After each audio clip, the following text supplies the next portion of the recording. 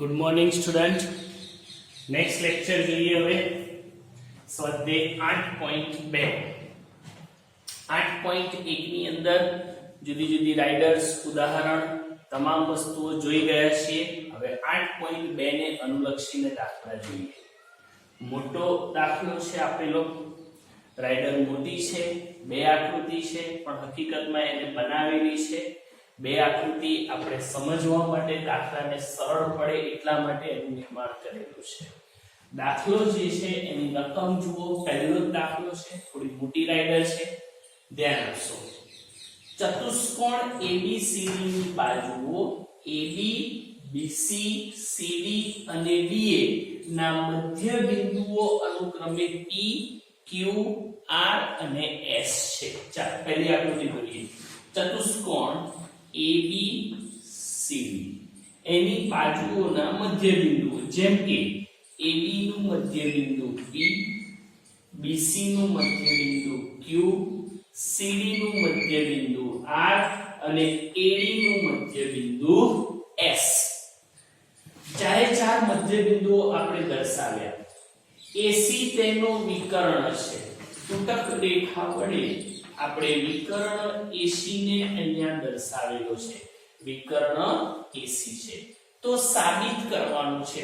ત્રણ બાબતો સાબિત કરવાની છે. પહેલી, SR સમાંતર AC. SR જે રચાય છે રેખાખંડ એ વિકર્ણ AC ને સમાંતર છે અને SR નું માપ AC કરતા કેવું છે? અડધું છે. આ પહેલો મુદ્દો આપણે સાબિત કરવાનો છે. ફરી એકવાર, શું SR કોને સમાંતર છે? વિકર્ણ AC ને સમાંતર છે અને SR નું માપ AC કરતા અડધું છે તેમ આપણે બતાવવાનું છે. આગળ નંબર 2, PQ જોઈ લેજો આકૃતિમાં. PQ અને SR આ બંનેના માપ સરખા છે તેમ બતાવવાનું છે. PQ અને SR ના માપ કેવા છે? સમાન છે. આગળ PQRS સમાંતર બાજુ ચતુષ્કોણ છે. જોઈ લો, PQRS જ્યારે ચાર બિંદુઓને જોડતા જે ચતુષ્કોણ રચાય છે એ ચતુષ્કોણ આપણે કેવો બતાવવાનો છે? સમાંતર બાજુ ચતુષ્કોણ બતાવવાનો છે. જેની આકૃતિ આપણે વિગતવાર જોઈ ગયા. બોલો, ખબર પડી? આ આકૃતિની અંદર હું હવે તમને જે બતાવું એ પોર્શન આપણે અલગથી દોરીએ જેથી કરીને સાબિતી આપવામાં આપણને સરળતા રહે. જોજો, DAC આટલો ત્રિકોણ ફરી એકવાર જોઈ લો ધ્યાનપૂર્વક.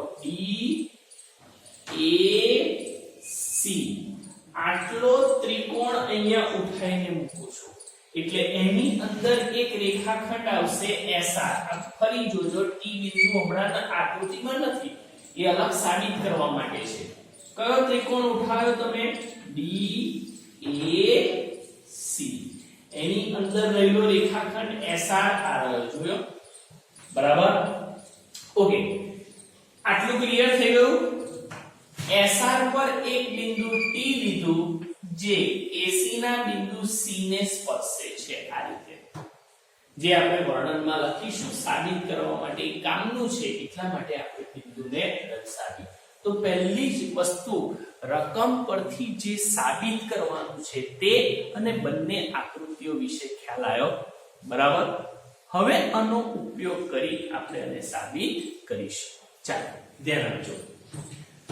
પહેલો જ એક ત્રિકોણ આપણે અલગ બતાવ્યો કયો? DAC. હું બંને આકૃતિઓનો વારાફરતી ઉપયોગ કરીશ જેમ જેમ જરૂર પડશે એ પ્રમાણે. ત્રિકોણ DAC માં S અને R અનુક્રમે DA અને BC ના મધ્ય બિંદુઓ છે. જોઈ લો, DA નું મધ્ય બિંદુ S, BC નું મધ્ય બિંદુ R. ઓકે, C માંથી AD ને સમાંતર રેખા દોરો. જોજો શું લખ્યું છે? C માંથી AD ને આપણે સમાંતર રેખા દોરીએ. જે રેખા SR ને T બિંદુએ છે, SR ને કયા બિંદુએ છે? તે T બિંદુએ. જોયું? બરાબર? C માંથી એવી રેખા રેખા દોરવાની જે AB ને સમાંતર હોય અને SR ને T બિંદુએ છેદે. એટલે આપણી આકૃતિ પરિપૂર્ણ થઈ ગઈ અને એનું વર્ણન ક્લિયર થઈ ગયું બધાને. ચલો આટલું કામ કમ્પ્લીટ. આગળ જેના કારણે રચાતા બે ત્રિકોણો, જો પહેલો ત્રિકોણ કયો રચાય છે DRS, બીજો ત્રિકોણ કયો રચાય છે CRT.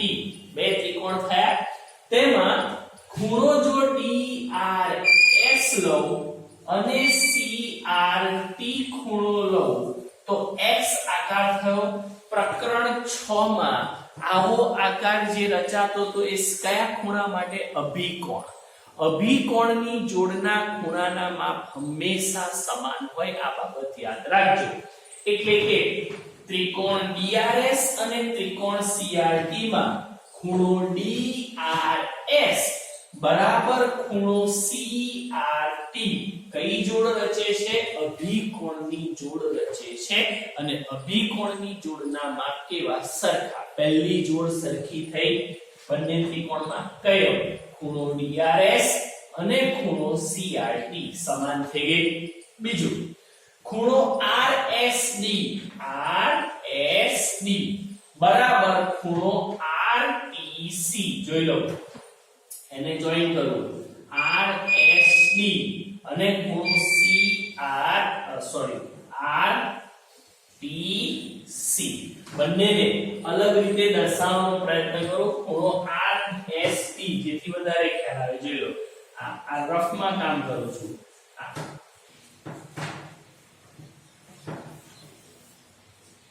ખૂણો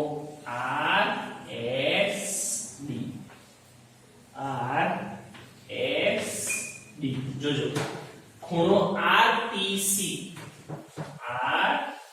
અહીંયા T નીચે C. અલગથી વધારે ખ્યાલ આવશે એટલે હું અલગથી દોરીને બતાવું છું. તો કઈ જોડ થઈ યાર? અગાઉ છઠ્ઠા ચેપ્ટરમાં શીખેલા છો. અને કઈ જોડ કહેવાય? યુગ્મ કોણની જોડ. અને યુગ્મ કોણની જોડના ખૂણાના માપ કેવા હોય? સમાન હોય છે. બોલો, ક્લિયર થયું આખું? કઈ રીતે દાખલામાં બે ખૂણા, પહેલા અભિકોણની જોડ આપણે સાબિત કરી, હવે યુગ્મ કોણની જોડ લીધી. બંને ખૂણા બે ત્રિકોણની અંદર સરખા થયા. હવે આ એ રેખાખંડ BC નું શું છે? મધ્ય બિંદુ છે.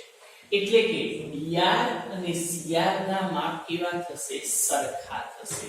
એટલે કે DR બરાબર CR, કારણ કૌંસમાં લખેલું છે R એ BC નું મધ્ય બિંદુ છે. મતલબ બે ત્રિકોણો અનુક્રમે ત્રિકોણ DRS અને ત્રિકોણ CRT ની અંદર બે ખૂણાઓની જોડ સમાન છે અને એક બાજુનું માપ સમાન છે. એટલે કે ખૂબ શરત મુજબ બંને ત્રિકોણો કેવા થશે? એકરૂપ. ત્રિકોણ DRS એકરૂપ ત્રિકોણ CRT. ચલો, પહેલું આપણે ત્રિકોણો એકરૂપ બતાવી દીધા. અગાઉ ઘણી બધી રાઇડર્સ તમને શીખવાડી છે, ઘણા બધા સાબિતી વાળા દાખલા જોઈ ગયા છે. જો બે ત્રિકોણો એકરૂપ હોય તો અનુરૂપ અંગોના માપ સમાન થાય. CPCT સિદ્ધાંત અનુસાર આપણે કોને સરખા બતાવી શકીએ? કઈ બાજુઓને? DS અને CT. જોઈ લો, DS અને CT નું માપ સમાન થશે. આકૃતિમાં જોતા રહેજો. અને SR અને RT નું માપ પણ સમાન થશે બંને ત્રિકોણની અંદર. બરાબર છે? આટલું ખબર પડી? બે ત્રિકોણો એકરૂપ બતાવ્યા, એના આધારે આટલું આપણે સાબિત કર્યું. પણ S એ DA નું, જુઓ, જે રીતે R એ BC નું મધ્ય બિંદુ છે, એ રીતે S એ કોનું મધ્ય બિંદુ થશે? DA નું મધ્ય બિંદુ હોવાથી DS અને SA ના માપ કેવા થશે? સરખા થશે. DS બરાબર SA. હવે જોજો, અહીંયા DS નું માપ કેટલું છે? CT જેટલું છે. અહીંયા SA નું માપ કોના જેટલું છે? DS જેટલું છે. જો હું DS ની જગ્યાએ CT મૂકું તો SA અને CT ના માપ કેવા થશે? સરખા. જોઈ લો, આ પરિણામ સૌથી અગત્યનું થયું. SA અને CT બંનેના માપ કેવા થશે? સરખા થશે.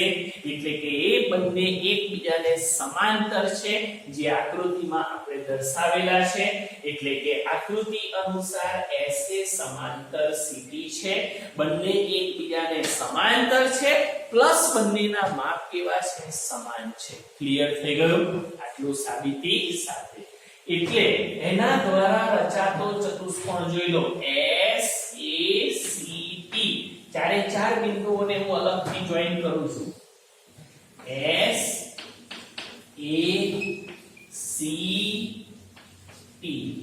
જોઈ લો. ચારે ચાર બિંદુઓને જોઈન કરતા કયો ચતુષ્કોણ થયો? સમાંતર બાજુ ચતુષ્કોણ. જેની અંદર જોઈ લો ST અલગથી દોર્યું છે, બધાને ખ્યાલ આવે. ST કોને સમાંતર છે? AC ને સમાંતર છે. અને SR કોને સમાંતર છે? AC ને. એ અહીંયા છે. SR કોને સમાંતર થશે? AC ને. એટલે કે આપણી પાસે બે બાજુઓ એકબીજાને સમાંતર કઈ ગઈ? ચતુષ્કોણ ઉપરથી કઈ આવી? ST કોને સમાંતર છે? AC ને. અને આ આકૃતિ પરથી SR કોને સમાંતર છે? AC ને. એટલે કે ST અને SR બંને કોને સમાંતર થયા? AC ને સમાંતર થયા. એટલે કે SR બરાબર RT હોવાથી SR નું માપ એ ST આખા રેખાખંડ ST કરતા કેવું થશે? અડધું થશે. કારણ કે SR અને RT ના માપ કેવા છે? સરખા છે. એટલે SR નું માપ એ આખા ST કરતા અડધું થાય. એ રીતે RT નું માપ પણ આખા ST કરતા કેવું થાય? અડધું થાય. માટે સમાંતર બાજુ ચતુષ્કોણ SACT માં ST બરાબર AC, સામસામેની બાજુના માપ સરખા, અને SR નું માપ એ AC કરતા કેવું? અડધું થશે. ચાલો ક્લિયર? તો પરિણામ નંબર 2. હવે SR આ સૂત્ર પણ તમારે આવી ગયું છે. SR નું માપ આપણે ત્રિકોણના મધ્યબિંદુ વાળા દાખલા આજ 8.2 માં એક્સ્ટ્રા દાખલા શીખવાડ્યા છે. 1/2 વાળું સૂત્ર છે. એ સૂત્રના આધારે SR બરાબર SR નું માપ એની સામેની બાજુ AC કરતા કેવું થાય? અડધું થાય. એને આપીએ પરિણામ નંબર 2. બે પરિણામો તમારી પાસે અત્યાર સુધી આવ્યા. પહેલું જે પરિણામ છે એ પરિણામના આધારે અને પરિણામ 2 એ બંનેને સાથે લઈએ. હવે પહેલું પરિણામ જે છે SR સમાંતર AC, આપણે લખ્યું નથી પણ સાબિત કરી ચૂક્યા છે. કારણ કે SR અને AC નું માપ કેવું છે? 1/2 AC જેટલું છે. તો SR સમાંતર AC અને SR બરાબર 1/2 AC બંને એકબીજાને સાબિત કરી શકાય. જોઈ લો પહેલું પરિણામ આપણે આ રીતે સાબિત કર્યું. ક્લિયર? તમે અને પરિણામ નંબર 1 આપી શકો છો. SR સમાંતર AC એ પરિણામ 1 છે અને SR બરાબર 1/2 AC એ પરિણામ 2 છે. ચલો આટલું ક્લિયર થઈ ગયું? ઓકે. આના આધારે આપણે પહેલી શરત સાબિત કરી. જોઈ લો કઈ? SR સમાંતર AC અને SR બરાબર 1/2 AC. હવે આપણે સાબિત કરવું છે બીજું અને ત્રીજું. એટલે કે PQ નું માપ SR જેટલું છે તથા PQRS કેવો ચતુષ્કોણ છે? સમાંતર બાજુ ચતુષ્કોણ છે. ચાલો હવે આપણે મૂળ આકૃતિમાં આવીએ. અહીંયા ત્રિકોણ ABC ની વાત કરીએ. અહીંયા જુઓ તો ABC માં P અને Q એ AB અને BC ના મધ્યબિંદુ છે. તો ત્રિકોણ ABC માં P અને Q અનુક્રમે AB અને BC ના શું છે? મધ્યબિંદુઓ છે. તથા PQ કોને સમાંતર થશે? AC ને. તમે જે રીતે આ ઉપલો પોર્શન, ઉપલો ભાગ અલગથી સાબિત કર્યો એવો હવે નીચેના ભાગ માટે આપણે સાબિત કરીએ છીએ. જેમાં કયો ત્રિકોણ આવશે? ABC. એમાં AB અને BC ના મધ્યબિંદુઓ અનુક્રમે P અને Q છે, જે AB અને BC ના મધ્યબિંદુ છે. એટલે કે PQ સમાંતર AC. PQ સમાંતર AC અને સૂત્ર આધારે PQ નું માપ એની સામે રહેલા AC કરતા કેવું થાય? અડધું થાય. છતાં હું તમને અલગથી રફ વાત કરીને બતાવી દઉં. ચાલો ત્રિકોણ ABC છે આપણી પાસે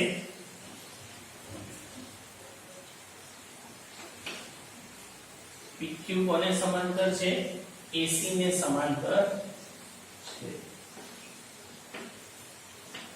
જોઈ લો PQ કોને સમાંતર છે AC ને સમાંતર છે જેનું સૂત્ર આપણે શીખેલા એના આધારે PQ નું માપ AC કરતા કેવું થશે અડધું એટલે અલગથી આકૃતિ દોરી અને તમને સમજાવી બરાબર ચાલો એટલે કે SR બરાબર 1/2 AC અને માટે PQ અને SR ના માપ PQ અને SR ના માપ કેવા થશે સરખા એટલે કે ચતુષ્કોણ PQRS માં PQ બરાબર SR હજુ જુઓ હવે ત્રીજો નંબર સાબિત કરવાનો છે ચતુષ્કોણ સમાંતર બાજુ છે એને સાબિત કરવા માટે PQ સમાંતર SR હોવાથી પ્રમેય આપણે છેલ્લે 8.8 શીખ્યા હતા સાબિતી વિનાનો એના મુજબ ચતુષ્કોણ PQRS પણ કેવો થશે સમાંતર બાજુ ચતુષ્કોણ થશે તો જોઈ લો કેટલી મોટી રેડર્સ છે કેટલી મોટી સાબિતી છે એને રકમ સમજવી પડે રકમ પરથી આકૃતિ તમને સમજાય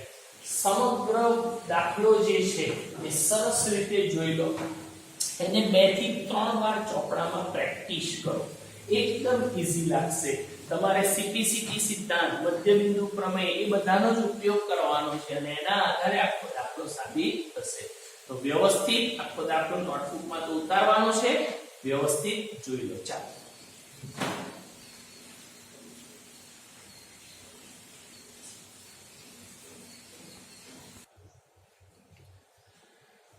નેક્સ્ટ ઉદાહરણ જોઈએ ઉદાહરણ 7 સ્વાધ્યાય 8.2 પહેલા આપણને આ ઉદાહરણ આપેલું છે રકમ તેની આ પ્રમાણે છે ત્રિકોણ ABC માં બાજુઓ AB BC અને AC ના મધ્યબિંદુઓ અનુક્રમે D E અને F છે ત્રણ મધ્યબિંદુઓ આપ્યા છે એટલે AB બાજુનું મધ્યબિંદુ D BC નું E અને AC નું F આ D E અને F ને જોડતા ત્રિકોણ ABC નું ચાર એકરૂપ ત્રિકોણોમાં વિભાજન થાય છે તેમ સાબિત કરવાનું છે પહેલી આકૃતિ જોઈએ પહેલા દોરીએ ત્રિકોણ ABC જેની બાજુઓના મધ્યબિંદુઓ AB નું મધ્યબિંદુ D BC નું મધ્યબિંદુ E અને AC નું મધ્યબિંદુ F આ ત્રણે ત્રણને જોઈન કરીએ તો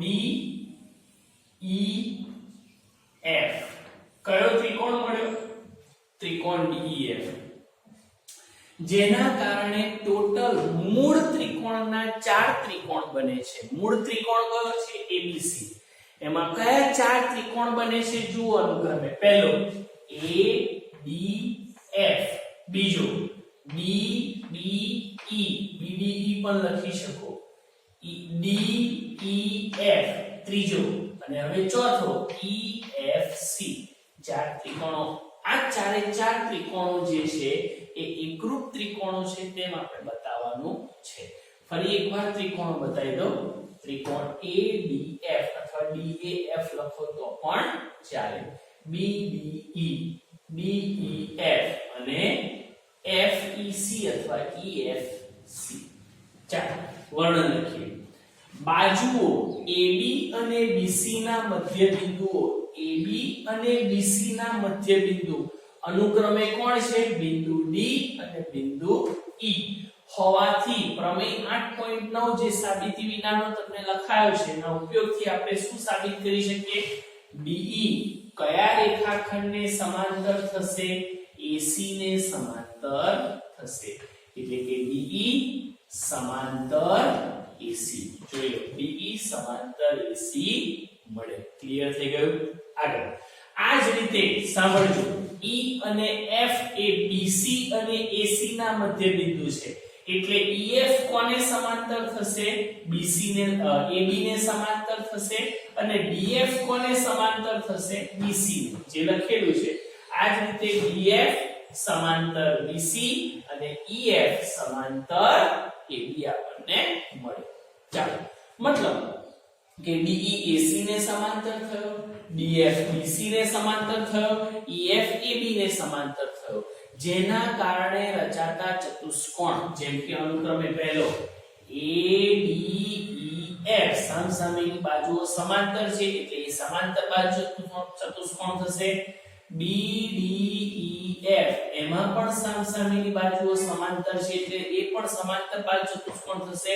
અને ત્રીજો DFCE એ પણ સમાંતર બાજુ ચતુષ્કોણ થશે. મતલબ કે ત્રણે ત્રણ જે આપણે લખ્યા એ બધા જ સમાંતર બાજુ ચતુષ્કોણો છે.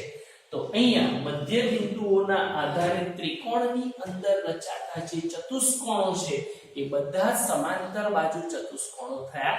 અને સમાંતર બાજુ ચતુષ્કોણમાં સામસામેની બાજુઓના માપ કેવા હોય? સમાન હોય, બાજુઓ એકરૂપ હોય. એટલે કે સમાંતર બાજુ ચતુષ્કોણ BDFE જોઈ લો. હવે BDFE એનો વિકર્ણ કોણ બનશે? DE થશે. એટલે કે ત્રિકોણ BDE અને ત્રિકોણ FED કેવા છે? એકરૂપ છે. એ જ રીતે ત્રિકોણ DAF અને ત્રિકોણ FED એ પણ એકરૂપ છે કારણ કે ચતુષ્કોણો છે એટલા માટે. અને સમાંતર બાજુ ચતુષ્કોણો રચાય છે એટલા માટે. અને ત્રિકોણ EFC એ કોને એકરૂપ થશે? ત્રિકોણ FED ને એકરૂપ થશે. એટલે કે ચારે ચાર ત્રિકોણો કેવા છે? એકરૂપ છે. અગાઉ જે રાઇટર શીખ્યા આજે એ થોડી મોટી હતી, એને તૈયાર કરવામાં વાર લાગે. આ એના પ્રમાણમાં કેવી છે રાઇટર? સરળ છે, ઈઝી છે, જેથી કરીને અઘરું અને સહેલું બંને આપણે એકદમ સરળતાથી તૈયાર કરી શકીએ. બરાબર? તો પ્લીઝ ફરી એકવાર સૂચના આપું છું, દરેક કામ ભલે રાઇડર મોટી છે એટલે એ નહીં કરવાની, નાની રાઇડર છે એને સરળ છે એટલે વહેલી તૈયાર કરો, એવું નહીં રાખવાનું. આપણે બેલેન્સ જાળવીએ છીએ કે અઘરું તૈયાર કરાયા પછી થોડું સરળ પણ મૂકીએ જેથી કરીને તમે એને સરળતાથી તૈયાર. બે રાઇડર અઘરી મૂકવું તો આપણે સમજવામાં પણ તકલીફ પડે અને તૈયાર કરવામાં પણ. બરાબર છે? એટલે આ રાઇડર જે છે ઉદાહરણ રૂપી તમારા નોટબુકમાં લખી દો. દરેકે દરેક વર્ક જે છે નીટ એન્ડ ક્લીન વ્યવસ્થિત હેન્ડરાઇટિંગમાં લખી અને ક્લાસ ટીચરને સેન્ડ કરવાનું ભૂલશો નહીં. અને ખાસ આ તૈયાર કરવાનું ભૂલશો નહીં. બરાબર છે? ચાલો.